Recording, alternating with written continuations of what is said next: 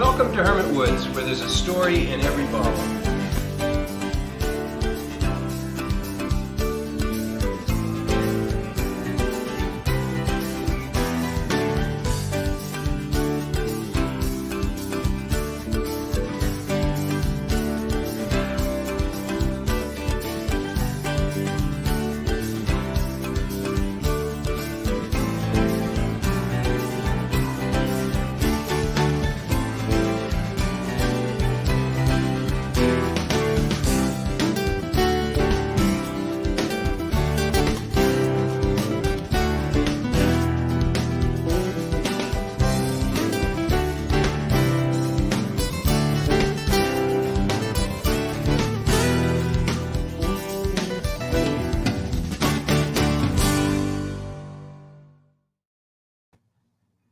Hello. We are live again. It's Monday. Another Monday. Another Monday. They go like that. I know, time is flying. Now, before we start talking too much, I just want to make sure that our audience out there can hear us. Okay. Because Sure. I don't know. Whatever you need to do. Yeah. So let's Hopefully see. it shows up and people. Well, Matt's on and Lynn's on. Matt, Lynn, thanks for joining us. If you can let us know how our voices are coming across, make sure that we're sounding clear and that the mics are working properly. That'd be great. And Hopefully we're coming through okay. Yep. Hi, Priscilla. I'm going to just adjust this up so we can. Okay. Adjust things. We have some wine in front of us. Imagine that.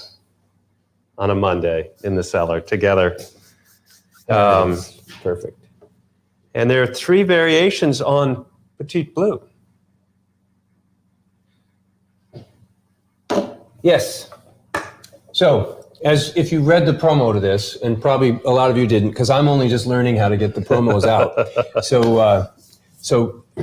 To let you know what we're going to do today, and before we get into this, let's give a minute for people to join us. And while we're doing that, we can remind people that we'd really love your questions and comments, if you would, and we will do our best to try and stay with the questions and get answers to you as promptly as we can. Yeah, they show up right on screen here for us, and Chuck is watching, so he's able to Chuck just communicate as well. So that should work out ideally. And I should note, if it looks like I'm not paying attention to you, it's only because I'm looking at the computer so we can answer your questions. So if you don't have a question or a comment, it would be nice if you would like the broadcast, share with any friends you think might have an interest in what it is we're talking about so they can join us as well. And if there's questions that we happen to not get to, we'll always do our best to get to them at the end of the broadcast. So just a little recap on that, and then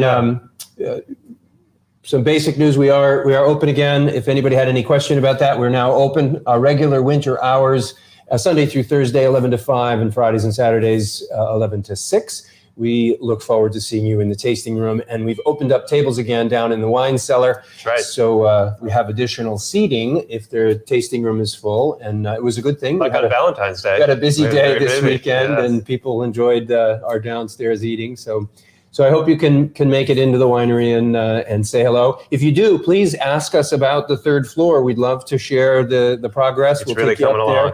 It really is.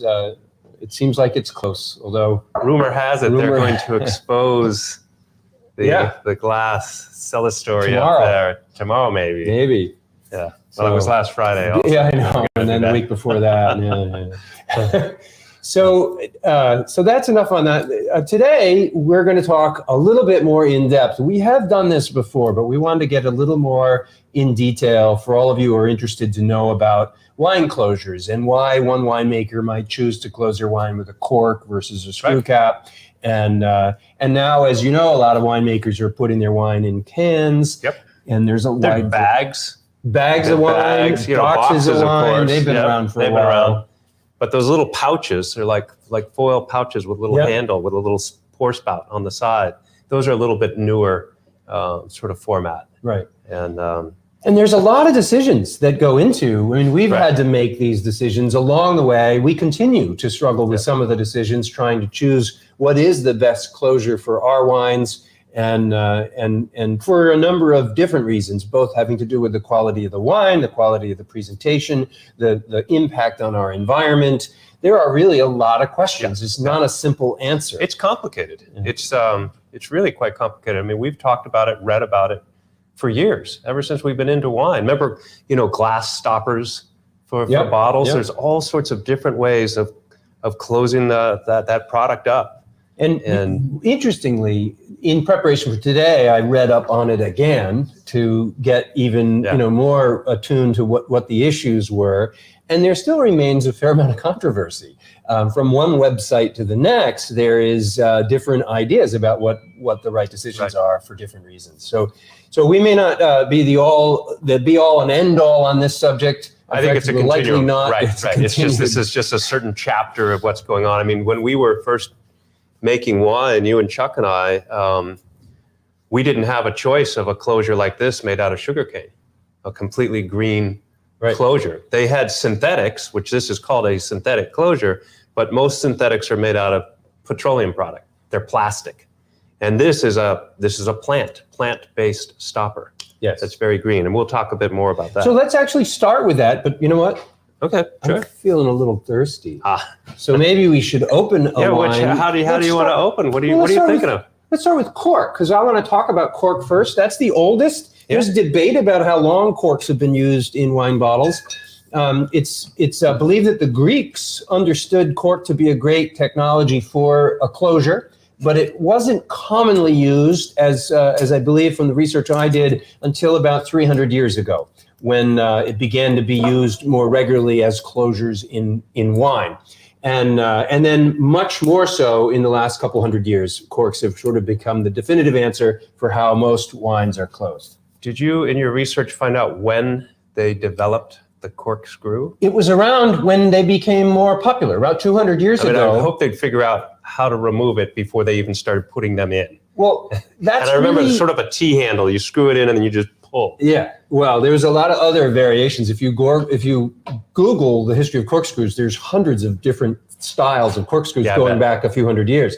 But that's what actually triggered corks being sort of a rather small or niche area to being much more mainstream when somebody created a practical corkscrew. That drove it to the mainstream for wine holders. So you are holding that one, but we have another one here today. I know. I was going to go through and do the process here, but you have this newfangled thing that you brought in, I don't know, a month or two ago. So I haven't seen you use this. Let me see this. It's good time to start, right on in front of the whole world. So this is another way to open up wines with corks in them. And if you've ever opened a wine with a cork in it and ripped the cork in half in the process, or crumbled the cork because it was too dry and you got crumbs into the bottle, sometimes it can be a little bit of a nuisance dealing with a cork.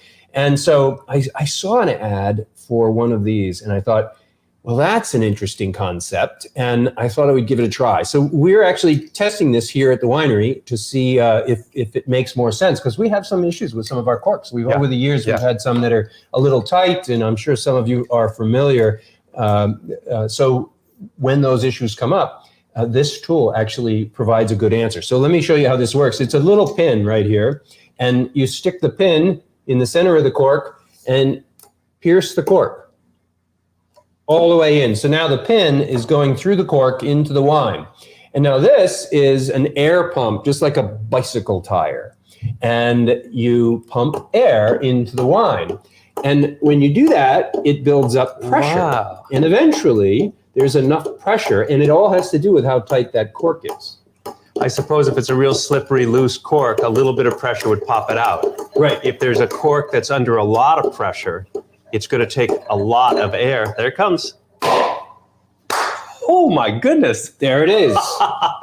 It's like a champagne pop. Yeah. Right there. It makes every bottle like a champagne, the same excitement you get when you open a bottle of champagne. Now, I have opened a lot of different wines in experimenting with this, and I've learned that some wines have fairly loose fits and, 6 or 7 pumps, and it pops right out. Other wines with a really tight cork take a little more effort, like I did. And when you have more effort, you get a bigger pop. Bigger down, pop, right? yeah. And actually, if the people who use this for the first time were a little nervous by it, because I was a little nervous right there. You were pumping away. I thought the thing would blow the side out or something, because these are not pressure rated bottles like a champagne bottle that are rated for high pressure. Yes. They'll withstand pressure because there's volume changes and things when temperature changes. But that was cranking in some pressure right there. And hopefully the cork is the first thing to give. I was glad about that. I was afraid the glass was going to come out. Remember the one that had two blades, and you would go down sort of scissor down the side of the cork and then sort of twist and work it out? Those were really popular in the 90s, I think. They're still useful, and I was paying attention to somebody who was opening $1,000 bottles of wine on a video, and they used a contraption that was a combination of that and the wine corkscrew it was about getting that old cork out clean. So I want to learn more about that. I think there might still be a use for that. But once you've pulled the cork out, it's stuck on the needle. You could just push the little level here and pop, the cork. Out goes the cork. Goes out, and you're ready to open your next bottle. Wow. So that's we're opening our Petit Blue Reserve. We chose the Petit Blue today merely because it's the one wine that's in the most variety of pleasures. We have it in a cork. We have the Reserve is in the cork. Petit Blue is in the bottle with a screw cap. And then we also have it in a can, and we're going to talk about all of those. But we need a drink before we talk. I agree. Thank you. And it's a nice wine to start with. Petit Blue Reserve. This is really nice, easy drinking wine for the afternoon. You don't need to have it with food. It drinks really nice all by itself. Cheers to another Monday. Cheers, everyone. While we're having our first sip, let's check and see if anybody's got any comments that we can respond to. Let's see who's here. Priscilla, we saw Priscilla. Janice Sullivan is here. Gary Parker. Hi, Gary. Nice to see you. And Chuck has joined us. Chuck may be able to get to some of your questions before me. Let's see. Susan Powell's joined us. And Janice, I'm enjoying a lovely glass of Dolgo right now. Very nice. Yes, very good. And let's see. Petit Blue is amazing. How is Chuck? We had some Dolgo by the campfire last night at Chuck's house. Yes. That was quite a... couple people have asked how Chuck is, because remember a couple weeks ago when we were doing our video, you were in the emergency room with Chuck.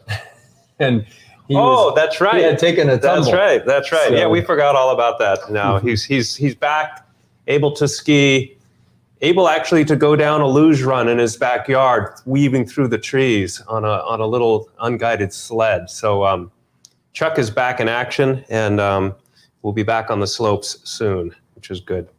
And Priscilla mentions a famous Saturday Night Live skit. I'm sharing with everybody on the video. Oh, good. So if you want to look into it, she says it's quite worth checking out, the cork soaker. So I bet they always do a good job with different topics. So, okay. It's interesting, Bob. If you think back, when we first started making wine, we looked into corks, and we started learning about the different pros and cons of different types of cork. Right.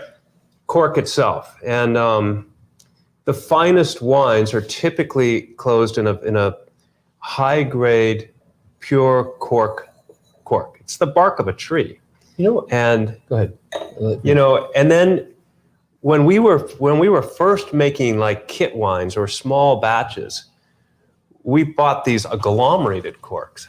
So there's little bits and pieces of cork when they punch out and make full natural corks. And those little pieces can be crumbled up, sorted, and then compressed together and make a much less expensive cork. Right. They don't look as nice. They're supposed to not last as long for holding a cork. But, we opened up a 2008, one of our early bottles of wine in that little nickel cork. And it's still working. And it's perfect. Yeah. It's great. So since you brought it up, there are actually 4 really distinct different types of corks. There's different categories. Cork. There's different categories within that, but there's just the natural cork. And within that category, there is multiple levels of quality of natural cork, size and quality. Yeah, which is kind of, I always think of it like when you go and buy pine planks. Right. There's clear pine with no knots at all, and there's some that the second grade that might have 1 or 2 knots in it, and then there's your lowest grade. Exactly. And that's the same thing with natural corks too. And they range from, 15 cents for the lowest grade natural cork on up to $1 a piece. Yeah, it can be very expensive. Yeah. So that's the standard cork, and then there's what this one article referred to as the Frankenstein corks. The collimated corks are natural corks where someone has put cork dust into the grooves and holes to create a more consistent more uniform finish and more uniform finish.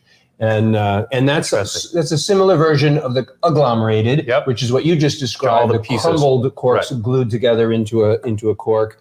And then the multi-piece cork, which we have tested for a while, and quite frankly, I think we've given up on them. If you grab that one that just came out of Petit Blue Reserve. That's one of them. Some people refer to these as a twin disc.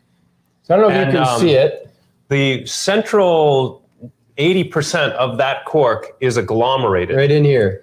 But on each end, about half a centimeter thick, is a natural cork disc that's glued on the ends. And so it's a natural cork when you take off the foil and you look at it, so the presentation is real nice, and it's a natural cork in contact with the liquid. Right. And we thought that was a good solution, but we've had so many problems. And that's actually one of the reasons we got this, because some of those we switched sources. Yeah. Because of troubles. But so we were paying for some of our meads that age really well. We were buying expensive, long, natural corks, 30 cents a piece or something like that. And we had all sorts of troubles with them. With those. They would leak down the sides. They would oxidize. They would taint the bottle. One of the things that some of you may recognize too is that not only do you have a variety of cork as a closure, but each one of these has the potential to damage the wine itself from the chemistry of the cork and the cleaning materials that they use. That's referred to as corked. Yeah, cork taint or corked, corked wine. When you go to a restaurant and you order a bottle of wine, and the server will come over and open it and pour a little sample in there for you to try it. It's not to see if you like that you made a good choice. You've already made that choice. You bought that bottle of wine. What that choice is, or what that little pour is, to see if you detect that there are any issues with the wine. That's right. And they can't do it themselves because they've sold you that whole bottle of wine. And if they drink it, they're drinking some of your wine. Right. You wouldn't be happy about that. And it's quite noticeable I love this, there'll be times in our tasting room when we'll open up a wine because we've run out when we're doing pouring samples, and the wine is corked. And I love pulling that aside when we have customers there to present them side by side, the same wine, one is corked and one that's not. Right. To help them understand. It smells kind of like damp cardboard. Like dirty socks. Musty, dirty socks. Well, not quite the dirty sock part, but kind of like a moldy cellar or something like that, mildewy, moldy, and it's an aroma thing, and then it can change. It really can deaden the fruitiness and character of the wine. When it's corked is actually coming from a compound called TCA. TCA, right. That no matter what technology they've applied, they've yet to be able to figure out a way to eliminate TCA as a feature of a cork. There's debate about what number of corks are actually affected with TCA, but the range is between 1 and 3% of all wines put under a natural cork are going to be corked. Think about that. 3% is a very high number. That's a lot. That represents potentially, depending on how large your production is, could be thousands of bottles of wine. And so it's a major issue. And that is, in fact, one of the cons for using natural cork, is that you are risking losing some of your wine. And that was the biggest impetus. It actually started in Australia. That's where the real push towards Stelvins or screw caps. With the screw cap. Because the Australians got fed up with having to lose so much of their wine to being corked. So it was partly growing pains too. I remember reading about the wine industry in the 90s. It was really flourishing.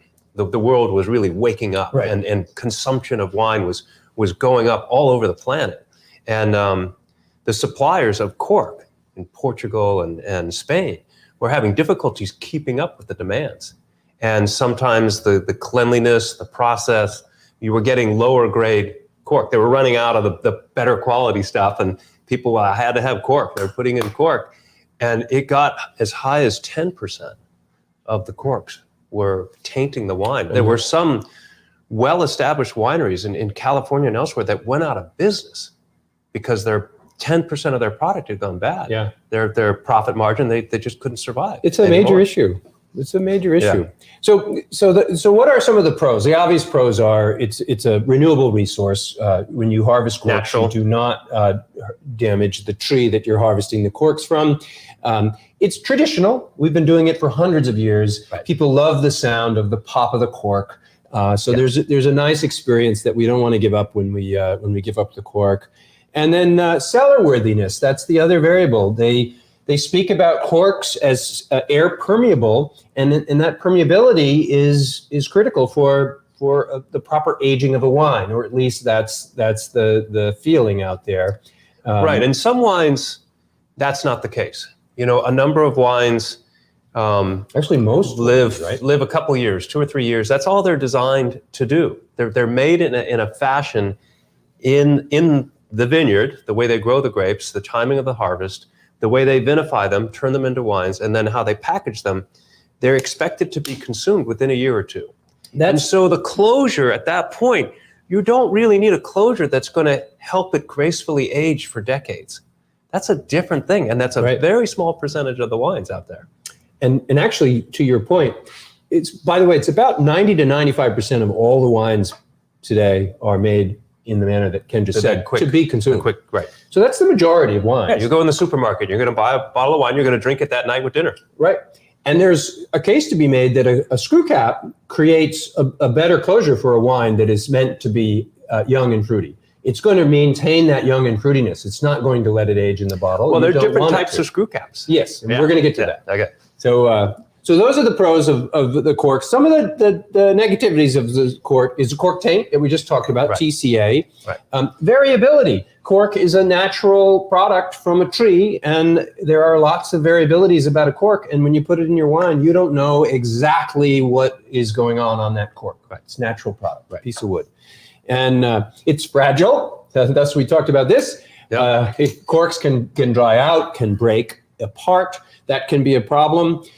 They are very expensive. To get a cork that is going to guarantee the safety of your wine longer and a better quality cork, going to be as much as $1 a cork. So it's very expensive. And then when you store your wine, you can't store it sitting straight up. Right. When it's got a cork in it, you have to lay it down. That's right. So there's a whole nother aspect to corks as well. And ideally, there's a certain moisture and temperature range. Right. Both for the wine and for the cork itself. So there's a lot of decisions to make when thinking about whether to put a cork in your wine. And before we move on from cork, I have a treat for you. I got a chance to see this video of cork harvest, and I thought I would share it. It's a short video. It's maybe 4 minutes long, and I'm just going to share this with you. And it's really cool. If you have not seen corks be harvested before, it's really amazing how they do it. So let's watch that together. And we want to play it. Let's see. All this technology, Bob. I know. Although the ancient Greeks and Romans knew about the value of cork, it only began to be harvested commercially in Portugal about 300 years ago.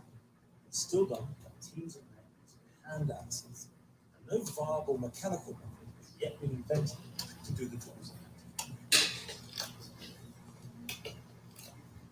The important thing is to know the amount of force that you have to input this so that it doesn't damage the living part of the plant. These axes are manufactured locally, several towns where they make it, and you have some bigger ones and some smaller ones. Are people seeing the video?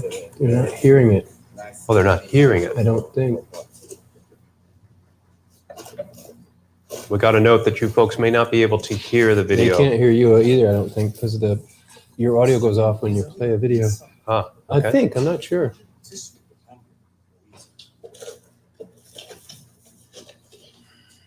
The smell of just peeled cork. And the color of it, it's fantastic. They can girdle a tree and it doesn't kill it. Are often handed down on its son.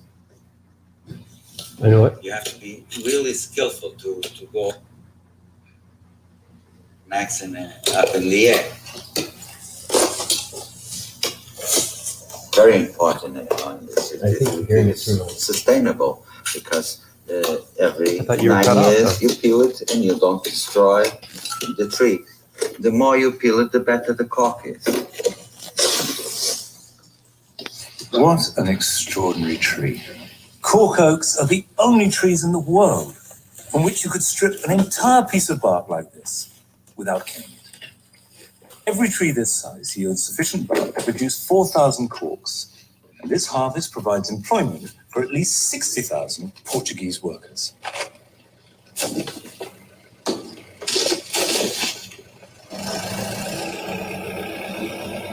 Have you seen the Each tree comments? is Does it stored sound with like a it's number coming through? to record the year of the harvest. This will remain visible as the bark thickens from the inside, reminding owners that these trees can next be harvested in 2060.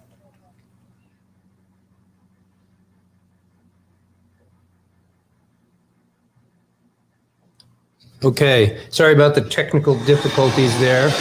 Hold on a second. We'll turn that off. There we go. This is all It's new. good. No, I know. It's Yeah. good. We're learning It's as we good. go here. I know. Learning live. I know. It's good. I like it. Better have It a makes drink. it very exciting. So they were hearing that through your microphone. They were hearing it through my microphone. I'm still Okay. all of the audio gear that we've purchased in order to set this up so that we can have microphones and we can do some of the things that we're doing right now. There goes the horse-drawn Oh, look carriage at that. That's from cool. Mill Falls. So, so anyway, some of this new technology is still pretty new to me. I'm not a sound engineer, so I have to work out some of these bugs. That's right. We will It's get coming better. along. It's much coming along. better It's now getting than better. it was a few Right. few months ago. So anyway, I hope you enjoyed that little video. If you're interested and you did enjoy it and you want to see more about it, if you Google cork harvest, there are lots of really great videos. In fact, I found 2 that take you through the whole process from harvest all the way to when they actually punch the corks and get them ready for market. And I'll put the links to those 2 videos in the comment section at the end great. of the show, Great. so that you too can go and see those. They were of the dozen or so videos that I watched, they were the clearest and simplest and didn't take as long to explain how it all goes. So that's all about cork. Now, Right. So, I mean, really, to break it down, the key aspects of any stopper in a bottle for a wine continues to evolve. It's not like gin that sits in the bottle, it doesn't change, or scotch that's been in a barrel for 8 years. You take it out as an 8-year-old scotch. It's still an 8-year-old scotch, even when it stays in the bottle. Right. It doesn't evolve. But a wine and a beer and a mead and a cider are live products. They're evolving, they change. And so sealing them tight in a bottle can cause problems, because they can give off some gases, or they want to ingest some gases. And a closure typically allows some of that gas to move back and forth. And also, manufacturing a glass is irregular. It's not a perfect cylinder, and a cork is flexible, so it fits those. Especially early on in the 1700s, 1600s, the nature of the bottles were not perfect, so this stopper helped hold them together. And again, as you brought this up, that gas permeability is critical for a wine that you want to have evolve. But if you're just looking for a wine that's going to be consumed in a year or two, you can shut it down and leave it the way it is and put some other type of hermetic seal that doesn't let it breathe. which a screw cap can be. But the screw cap originally was that way. They Yeah. were just tight. They shut things down, and they were used on less expensive wines, quick turnaround wines. And it's so that right out of the gate, there was this division. At least that's the way I always thought about it too. That's Is that this is a quality wine because it has a cork. This is a less quality wine because that has a screw cap. But that isn't the case at all, especially now, because a lot of the lesser quality wine said, I know how I can make money here. I'll just put a cork in it. And people will think it's a better wine. I can charge more money for it. And other people said, you know what? I don't want to ruin my high quality wine by putting it in a cork that could taint 1%, 3%, 10% of my wine. I'm going to put it in a screw cap that has a very precise permeability so that my wine can age gracefully over decades without ever having taint. And that permeability is scientifically measured. Yeah, it's So, exact. Unlike a Right. cork, which is a natural product, you can't get It's highly that. variable. It's highly variable. Right. Yeah. Right. So So the screw cap themselves have come a long way. And like you said, Australia, New Zealand really led the charge nationally back in the late 90s, early 2000s. it actually started in the 70s. The Australians, 70s? the Australians started pursuing it, and they actually pursued Wow. the invention of the cork. I mean, the screw The screw cap. cap. For this reason in the 70s, but it didn't become popular till much later Okay. in the 90s. Yeah, I always thought it was when the real rush of wine and people were running out of corks and making synthetics that really helped drive the screw cap It may have. margin. It may But, have, but the initial push was earlier than that. But now Australia and New Zealand are almost, if not entirely, screw cap. They don't use corks any longer. Yep. And the argument out in the world is swaying in many of the articles that I read, leaning heavily toward a screw cap as a better closure. Now, it's not perfect. There are issues with screw cap that we'll talk about, sort of the pros and cons. Right out of the gate, some of the things we just talked about, the consistency. It's not a natural product, so it's much more consistent. We Right. know what it is we're Right. putting on our wine. The longevity. So you can control because you can determine the amount of permeability. Right.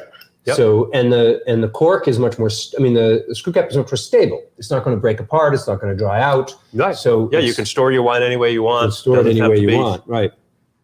Affordable. Screw caps are usually quite a bit less expensive to put on a bottle. Yeah, There's they're some about the range of same that. range of a less expensive cork. Yeah. They're about the same. Or one of the fake corks, the synthetic corks. Yep. So they're less expensive, and of course they're easy to open. Look at that. Look at that. Where's the romance in that? Yeah, right. So I'm glad you opened something up. I wanted to try the Yeah. difference between these two. Yeah. So what are some of the negatives? So right off the bat, one of the most obvious negatives things is the environmental implications. It's aluminum. And aluminum is recyclable, but how many of you, when you open a screw cap, put your aluminum cap in the recycling bin? Yeah. Not many. And it also presents a challenge because of the plastic liner that's on the inside needs to be separated from the screw cap in order to make it recyclable. So there are some challenges with the recyclability, and the thought is that the majority of these end up in the waste, in the waste stream. Right. So that's unfortunate. That is definitely a negative side of it. And it's prone to reduction, which is kind of what you were talking about, which is the minimizing of the amount of air Right. that goes through, Right. although that's changing. Right. And, They make them with different permeability rates, and some are completely hermetic seals. They're tight. There's no transfer at all. And if a wine is not chemically stable and unchanging, it can become reduced and have sulfur Right. issues and So things like that. Smell like eggs. Smell like eggs or matchstick when Yeah. you open up the bottle. Right. So they have to be careful of that. New Zealand, I think, had trouble with some of their Sauv Blanc early on by doing that, not prepping their wines properly to go into screw caps. Right. So that's what I find most interesting in the screw cap category of cons. Really, once you address the permeability issue, the screw cap's only con is that it's aluminum and it's recycling concern. Well, and the other is the aesthetics. Well, of course. So there's a con there. You know, if you're having a romantic Valentine's dinner or something like that, you want to open up. So the con is Of the course. absence of the positive absence of experience that that. you would have Right. with a cork. Now, turn around though, it's kind of convenient. You drink some of your wine, you put your cap back on, stick it in the fridge. You know, That is handy. That's handy. I'm glad you brought that up because now we can talk about closures. All So before we With a move cork. on, With a cork, sometimes you try to put this back in it. yeah, it's not easy. It won't fit in sometimes. and then it's hard to get back out if you push If you it in put too too hard, far. So let's talk just briefly about that. Once your wine has been opened, and Ken and I, although we probably could, are not going to finish both these bottles of wine tonight. So we're going to want to take them home and save them for when we might want to finish them tomorrow or something. So the thing you need to consider when saving a wine is you need to slow down that oxidation, right? It's about oxygen. That's what changes the wine. The more air that gets in there and exposes that wine, it's going to oxidize it. It's going to start changing its color, its aroma, its flavor. Yeah, we used to talk on tours, if you cut an apple open and leave it out, it turns brown. And that's from the oxygen in the air affecting that material. Same thing is happening right now. We've opened up this wine. It's flooded with air. And there's oxygen in there that's interfacing and modifying the wine. In the beginning, it's beneficial. The wine opens up, it develops, better aromas and stabilizes. But after a couple of days, it turns brown. It starts to degrade. And every wine reacts with air differently. But you want to try to protect it. If you just put the cap back on, you've just closed all that air in there. Right. And the oxygen component is going to dissolve into the wine, and it happens quite rapidly. So still better than leaving it open. Better than leaving it open. And also better if you put it in the fridge. Put it in the fridge, you just slow down all chemical reactions by cooling it down. Yep. But the better thing to do is to remove the air out of the bottle. And so this little tricky device is a little one-way stopper. And this device, instead of this one that was pumping air in to push the cork out, this pulls the air out. So it pulls the air out, and then this top. So we created a vacuum. So we're vacuuming out the air that's in there, greatly reducing the amount of oxygen that's in there to affect the wine. And you can find these tools. We sell them, and you can find them in most wine shops and certainly online. Yep. And they're really handy. And the tool, the box will tell you that this will make the wine good for a couple of weeks, which really is accurate. The wine may not be the same wine you opened on the first day in a couple of weeks. It's going to help. It'll still be quite enjoyable. Yeah, it's going to help. And perfectly fine. When you get down to just a little bit of wine in the bottle, that's a problem. Just drink it. Just drink it. Just drink it. Yeah. Don't say that. Just drink it. So. And really, we get this question a lot in the tasting room. How long can I save a wine for? Just with the screw cap on top or the cork plugged back in, your wine's really going to start to change quite a bit from what you originally purchased within 24 to 48 hours. Yep. So if you really want to preserve that wine as you intended it to be when you bought it, you really want to get a tool like this to suck the air out. There's also a tool we don't have here, but you can pump argon gas. Oh, yeah. It's a little can, and you spray gas in. Argon gas is heavier than air, so it settles in and displaces the air. And again, same purpose, keeps the air off the wine. Right. That is actually considered a better way to protect the wine, but it's a little more expensive and a little less common. You don't see argon gas around as much as you do the vacuum pumps, which are so simple. Yep, those are real simple.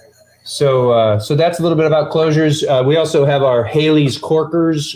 These are great, simple. If you're just closing a wine up for a few hours or for a day, you still have the pourability, and you can seal the wine temporarily. And that little device there has a little straw that goes down, and it aerates the wine. Aerates. That's so aeration is an interesting thing that ties right into the cork, because we're talking about letting a wine evolve and change with a small amount of oxygen coming into it. When you first pour a wine into a glass, you typically swirl it around, exposing it to a lot of air, and to help it open up and develop its full potential and aromas. And one way to enhance that is with aerators of one type or another.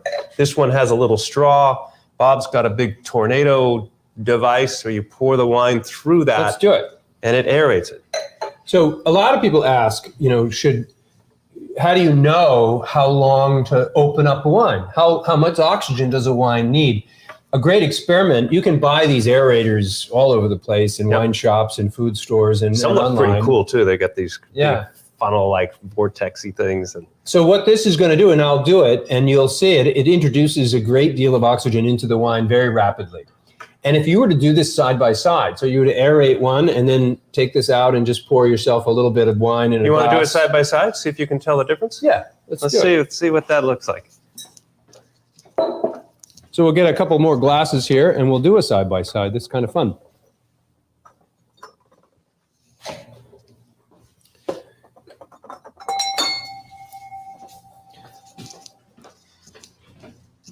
All right, so we're going to do an aerated Petit Blue and a non-aerated Petit Blue. So the aerated, watch, see if you can see this happen.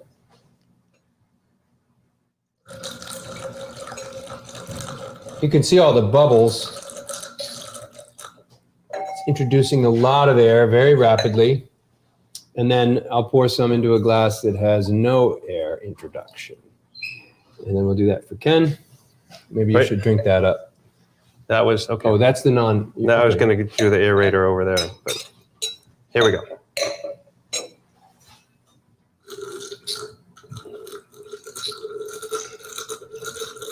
All right, we'll see.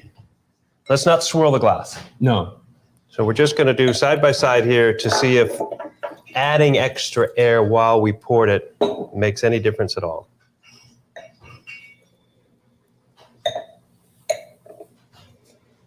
Definitely on the aroma. I noticed it right away. Right away. Yeah. The aroma is much more opened up through the aerator. Yeah. We didn't swirl our wine. Nope.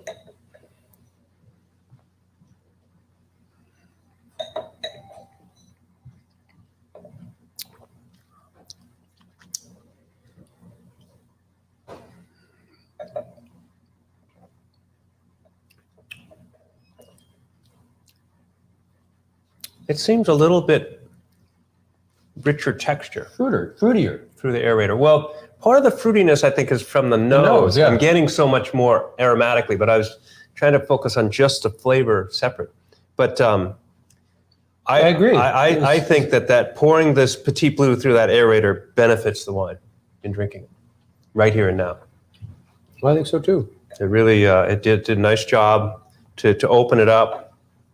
I bet if we swirled this quite a bit, we could get close to that, but having that little device handy to pour wine through could enhance the character of it. Right. Now, if you don't have one of those and you just pour your wine, you have nothing to compare it to. So Right. It's just when you have the opportunity to do this. And that's what makes it fun too. You can do this with different shaped glasses. Yep. And just pour straight into it and you'll have a different experience just from that. Well, and if you don't have an aerator, there's a number of choices that you can utilize to get the similar experience. First of all, if you just open your bottle and let it sit on the counter for an hour, it's going to aerate, and that's going to begin that process. If you're real good and you can pour like this, you ever seen servers do that? It's quite astonishing, to do that. So that's another way. Good luck with that. Good luck. I think years of practice. And the other is a decanter. If many of you may have a decanter at home. Absolutely. All a decanter does is provide a wide surface area for the wine. Most decanters are wider than they are tall, and so that provides 6 or 8 inches of surface area. And when you first pour it in, you're pouring in the whole bottle. Right. Except if there's some sediment down at the end. So you get rapid aeration. You get that rapid aeration, and then it exposes it a lot.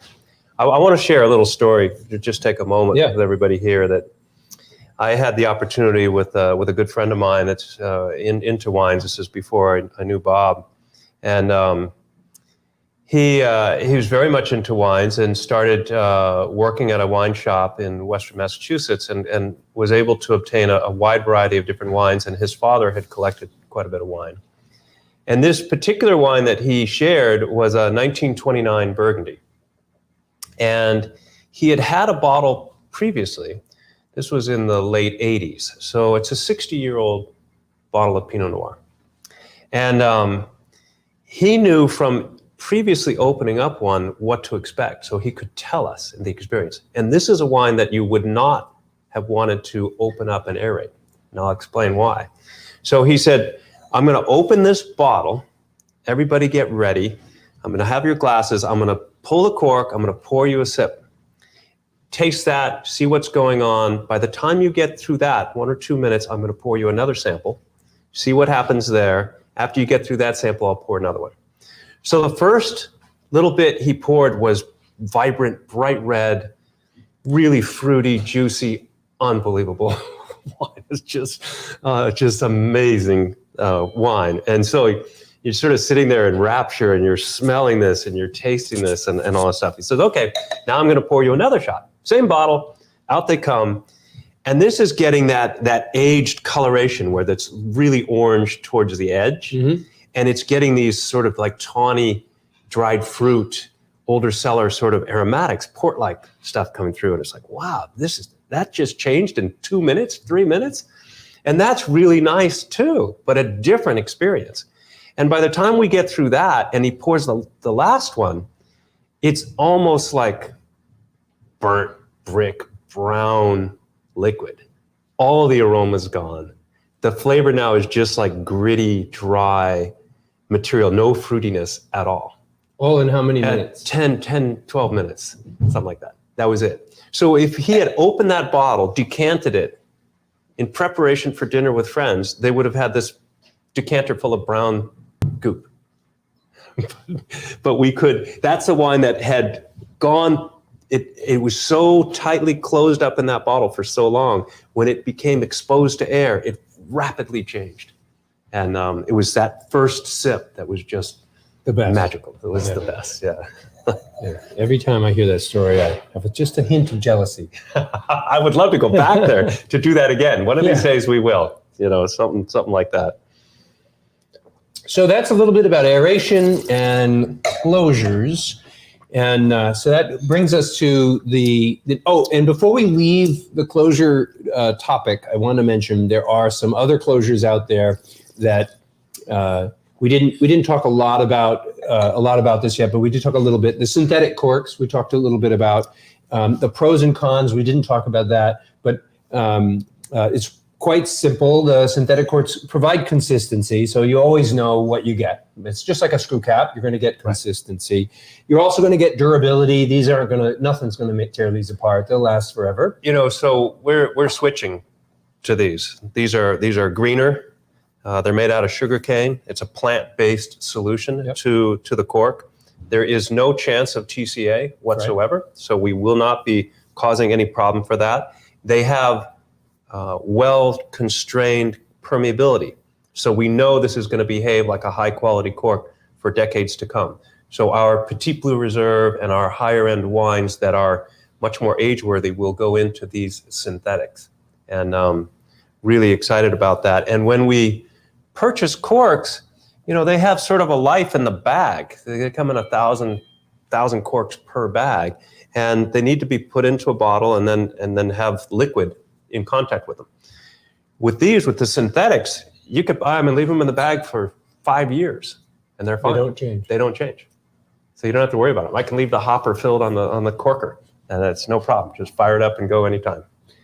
So I'm excited about that. So what are some of the cons? And can address one of the cons right away. Formerly, many of these were made from petroleum products. And they still are. They still are. Yes. That's like the cheapest cork. The synthetic, you can get them in pink and yellow. And so not good to produce for the environment and not good from a waste standpoint. Right. And also there's evidence that the petroleum product corks actually do impart a petroleum character to the wine. Interesting. There's some suggestions of that. There's debate. I don't have much experience with there's wines. Debate. So, but we're using a sugarcane variety, so that takes away that issue.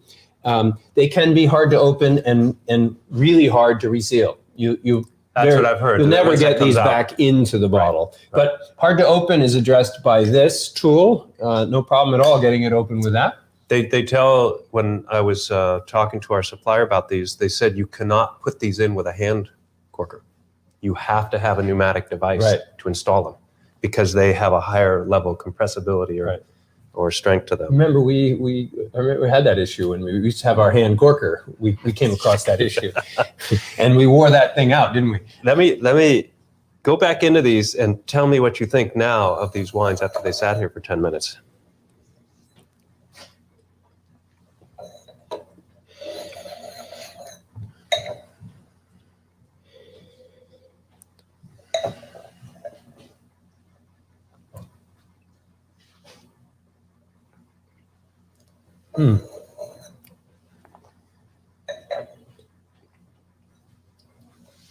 me, there's less of a difference. There's less of a difference, yeah.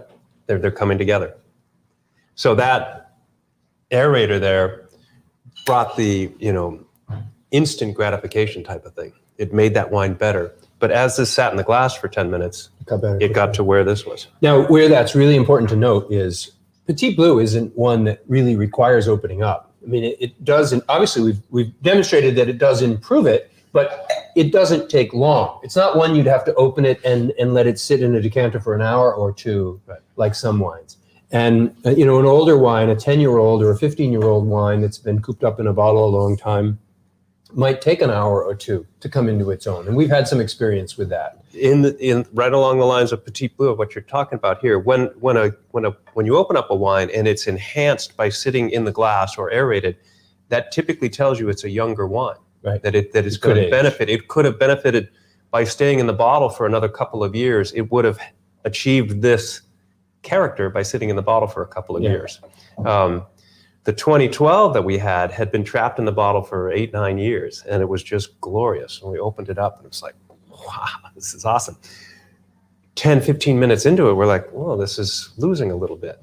So it was almost like that 29. So it was starting coming to taper off. Yeah. So it's all about timing. It's a fascinating beverage that way. It's kind of like bread coming out of the oven. When it first comes out of the oven, it's too hot. You can't eat it. It smells great, but it's just too hot. You let it cool down a little bit, and the crust really sets in, and the core is still warm. And it's just, you want to eat that whole loaf of bread. And then you let it sit there for another couple of hours. It's still wonderful, but it's all room temp now. Not quite as nice as it was before. And then 2 days later, it's kind of stale. So wine is like that to me. It has that same time frame. It's all about the time frame. So for some wines that we've had this experience that really need a couple hours before they change. Remember, we've had this experience where we've opened a wine. Some of the wines from your cellar. Yeah, and then we'd move on, and we'd let it just sit on the counter, and we'd come back to it later, and wow, this is a whole different wine. Yeah, it is quite amazing. This tool can speed that up. So you run it through this, you're going to take an hour off of that, or maybe even Or it could go too far. If we ran the 2012 through that, we could have moved it past its peak. Right. Just like that 29 wine I was talking about, same thing. If we'd run it through that, it would have been brown. Yeah. Right off the bat. So experiment. Yeah. And really, ideally you find a wine you like, you have a case of it, and you learn about it. With the first bottle, you learn that wine needs a couple hours to open up. Yep. Well, as you learn about it, the rest of that case is going to become more enjoyable to drink because you're going to know how long to aerate it for. You're going to know how long to keep the bottle open, or whatever the right solution is for that wine. So becoming better educated about it is just going to make your drinking experience better all the way around. I'm going to go get a little dump thing, and I want to do this aerator with the reserve. With the reserve. Okay. See what that's like. And while he's doing that, I'm going to actually take a moment to show you another video because we're about to jump into the next. Actually, I'll wait because I thought he was going to take longer to. Oh, this is sad. We're dumping out the wine. I don't know about you, but No, I want to know. Okay. We're talking about experimenting here. I know. We could just slam back the wine and all this stuff, but that wouldn't be pretty for later. Very nice. So we'll do this one.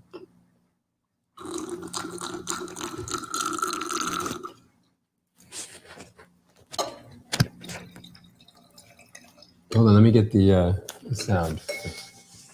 I'm going to put the sound right there.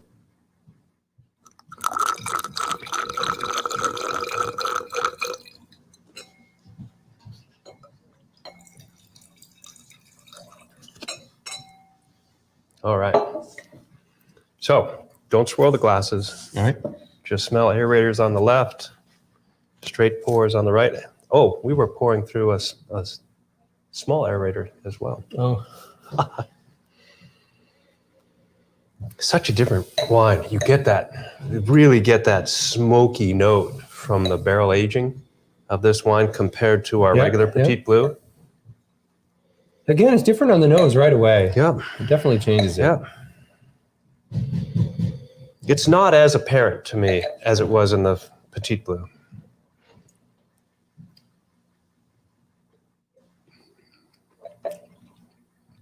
And I don't get the change on the taste. It tastes very similar. The nose did seem a little different, but the taste to me seems more the same. Of course, this has been open for a while. Much less impactful. Yeah, with this wasn't wine. as obvious. It's interesting. We're having a session here talking about closures, but we've gone into an aerator, and they're tied together because it directly translates into the storage and ageability of a wine and what a cork does, what a closure does. And what being open to the air does, how it as changes the wine, which is about the storage of wine and again, the closure. How do you close a wine once it's been opened? Right. So it's all the same. Right. Good. The same thing. Good. So we're getting close to the end of the hour, but I want to talk one last thing. We have the cans. We talked about other ways in which you can close a wine. I want to share with you, if you haven't had a chance to see this, I'm going to play our canning video for everybody. Good. So this was a lot of fun to put into a can. It was done right here.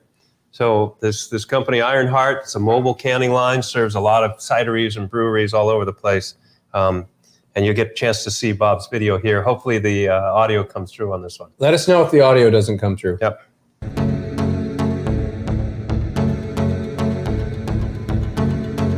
Is that full screen? Yeah.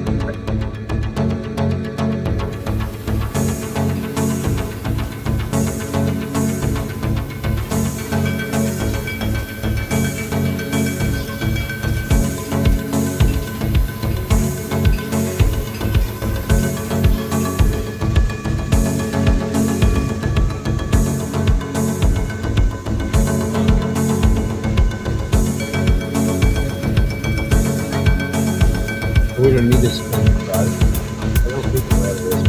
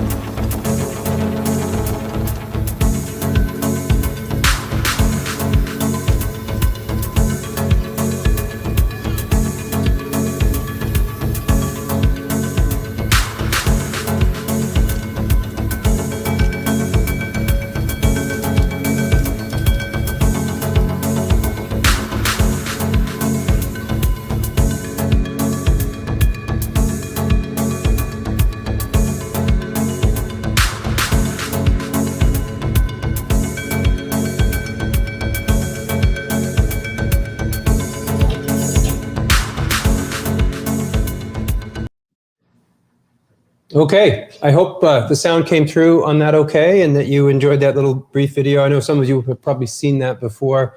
But while we were watching that, we had a great question. Matt wanted to know about UV protection with wine, which is really a good conversation. Excellent. Yeah, it's lots of fermented beverages are quite susceptible to issues that can happen due to ultraviolet light. So you take a beer or a wine and put it in the windowsill, and sunlight strikes it. It can actually skunk the wine and change the aroma and flavor of it. So darker colored bottles or aluminum cans completely block it out, help mitigate some of that. But the best way to store a wine is away from sunlight completely. Altogether. Yep. Yeah. You don't want to have it exposed. Of course, if you're out on a picnic on a nice sunny day or on a mountaintop with a bunch of friends, you're going to consume that wine at that time. It's not a problem. But for storage issues, if you have a beautiful bottle of rosé and you love the color of it and you put it in the windowsill, you're just degrading the quality of that wine. And it doesn't happen overnight. I mean, wine shops have their wine out on racks in a sunlit room. So a few weeks or a few months might even not be that much of a deal, especially if it's a dark colored bottle and protecting it that way. But the more time with certainly direct sunlight, a wine shop would have their wine out of direct sunlight at the very least, and minimize the amount of exposure. And some of the things like we do, when we restock our wine shelves, we always restock from the bottom to make sure that wines that were sitting on the shelf not staying there. Don't stay there long. for too long of a period of time and too much exposure. So that's a great question, Matt. You definitely want to minimize the light exposure. A wine cellar where you store your wine for a very long time should be dark. Yeah, and that's a wine cellar is multi-purpose that way. It's out of the sunlight. Yep. But it's also much more temperature stable. So it doesn't have big fluctuations. Your living room with all the glass looking out the sun gets hot during the day and cold during the night, whereas your cellar in the basement only fluctuates a few degrees. So it stays nice and cool. And typically cellars will be have a higher humidity component to them, which is good for the cork. Right. That doesn't matter with the screw cap. Right. So we shared the canning video because, it takes the closure question right out of the picture. When you put wine in a can, it's sealed permanently until you're ready to open it. And then you're going to consume the whole thing. You're going to consume it. You're not going to stopper it back down or anything like that. I believe there are stoppers that are being invented. Is that right? You can close your can, yes. I've seen drink it. Yeah, exactly. It's a little more than 12 ounces of wine. Yeah, it's half a bottle Just of wine. enjoy it. Share it with your partner, your loved one, and enjoy the wine. And don't worry about closing it. Right. So that's we're coming up on an hour. Actually, we're at an hour. So I think we're going to bring it to an end. I hope you've enjoyed this little education. It certainly was a learning experience for me, digging in on it in preparation for talking about it today. And it seems like, I've been talking about and learning about this for years. And every time I dive in it's something on it, new. I learn a little more about it. Right. I didn't know about, you commented about having to separate that plastic part out of the screw cap from a to make this from a recycling standpoint. I had never thought about that before. I thought about that in this regard because the aluminum is stuck on the glass here. Right. And so how do you recycle that? Right. Now you've trapped that glass with this aluminum collar on it. It is an issue. It's not perfect. As you've seen, nothing is perfect. There are pros and cons to all of the solutions, and everybody needs to sort of make their own decision about what they feel right about. Some people have much stronger opinions about this than maybe we do. But at the end of the day, I encourage you to come up with your own opinion. It didn't take much Googling around on the internet there's today a lot of information to learn about the pros and cons and the different arguments that people are making. We've made the choices that we made, and we continue to evolve those choices. What we say today, and a year from now, we may have another idea, and there may be new technology that's changing all the time that causes us to make a different decision. When we started, we did everything under cork, and it wasn't until last year or a year and a half ago that we moved a lot of our products into a screw cap because of the technology that's advanced. And now we're going to go to a more green synthetic cork, plant-based cork for our products. So it's evolving, which is good. Yeah. So once again, thank you everybody for taking the time to join us for this Monday afternoon with Ken in his cellar. To learn about wine and wine corks, and we're going to try to continue to come up with interesting subjects every Monday that will help you learn more about wine, learn about our wine, learn about the world of wine in general. If you have ideas about what you'd like us to talk about, please share those with us, and we'll be happy to respond. And Monday will be here before you know it. Yeah, these sort of episodes that strike the biggest chord with folks. We could then do live on the third floor. Right. Once this is out. That's our plan. We're going to have educational sessions on the third floor. Absolutely. So we could have a short course, if you will, live audience once this COVID thing is done on the third floor. And we'll be talking about closures, and we'll be experimenting, all of you will, side by side with us, smelling these different glasses with the aerator or not aerator.